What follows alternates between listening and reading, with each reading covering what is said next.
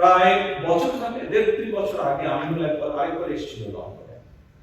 তখন এক ফাঁকে আমি ওর সাথে আলাপ করছিলাম, ঠিক একই আলাপগুলো প্রায় 1.5-2 বছর পরে গতকাল আবার আলাপ করছিলাম। সে আলাপের বিষয়টা কি ছিল?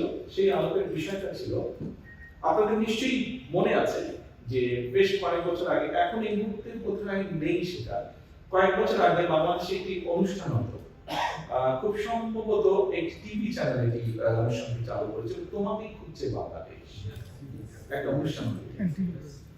সেই অনুষ্ঠানে বিভিন্ন কালচারাল বিষয়, আমাদের ভবিষ্যতে যারা নতুন প্রজন্ম, যারা ভবিষ্যৎ, তাদের ভিতর থেকে বের করে নিয়ে আসা।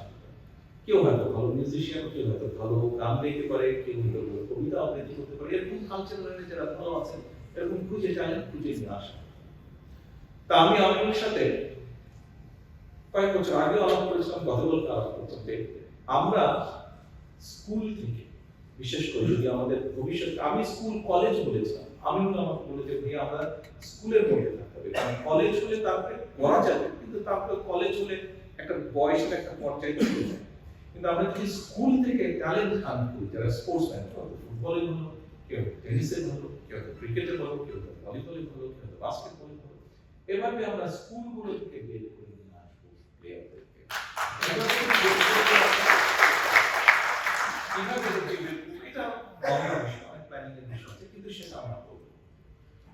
আমাকেও বললো যে ভাইয়া এই মুহূর্তে বাংলাদেশে 5টা বলেছে বিকেএসপি, 5টা বিভাগে আমাদের আছে, আমরা সরি 4টা বিভাগে আছে, আমরা সবগুলো বিভাগে একটা করে বিকেএসপি করতে চাই। তা আমি আপনাদের তো বলবো আমাদের সবগুলো বিভাগে যদি বিকেএসপি করতে হয় আমাদের অনেক রিসোর্স লাগবে, এই মুহূর্তে হয়তো এত রিসোর্স না। তোমার যে 4টা আছে আমরা যদি সুযোগ পাই, এই 4টাকে আমাদের ফাংশনাল করতে হবে। আমরা যদি এই 4টার মাধ্যমে যদি আমরা ট্যালেন্ট হান্ট করে নিয়ে আসতে পারি, ভালো খেলোয়াড় তৈরি করে নিয়ে আসতে পারি, তখন আমরা দেশের মানুষকেও করতে পারবো। আমরা যদি প্রেজেন্ট করতে পারি ভালো ভালো বিভিন্ন ডিফারেন্ট স্পোর্টসের ভালো ভালো ইয়েতে আমরা যদি খেলোয়াড় বের করে আনতে পারি, তখন আমরা জাতির সামনে উপস্থাপন করতে পারবো আরো কেন বিকেএসপি আমাদের দরকার, সেটি আমরা উপস্থাপন করতে পারবো। এখন এর মধ্যেই আমাদেরকে করতে হবে কাজ।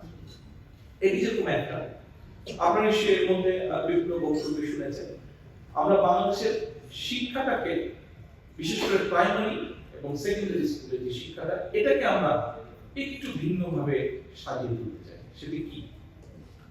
সেটি হচ্ছে যে ছেলেমেয়েরা শুধু পড়ালেখা করবে না, তিনি পড়ালেখা করবে, এটা খেলতেও পারবে, কারণ মেডিকেল, আমি ডাক্তার না, আমার স্ত্রী ডাক্তার, তবে একটা সিম্পল ব্যাপার আছে, আপনি যখন ফিজিক্যালি নড়াচড়া করবেন খুব স্বাভাবিকভাবে আপনার বডিতে রক্ত চলাচল বাড়বে, এবং রক্ত চলাচল যত বাড়বে স্বাভাবিকভাবে আপনার ব্রেনে অক্সিজেন তত বেশি যাবে, ফ্রেশ হবে, আপনার চিন্তা শক্তি তত বাড়বে। অক্সিজেন যত বেশি মাথায় যাবে তত চিন্তা শক্তি বাড়বে। সেই জন্য খুব স্বাভাবিকভাবে যেই ছেলেটা খেলাধুলা করবে তাকে যদি পড়ালেখার ভালো সুযোগ করে দেওয়া যায়, তার কিন্তু পড়ালেখা ভালো হবে।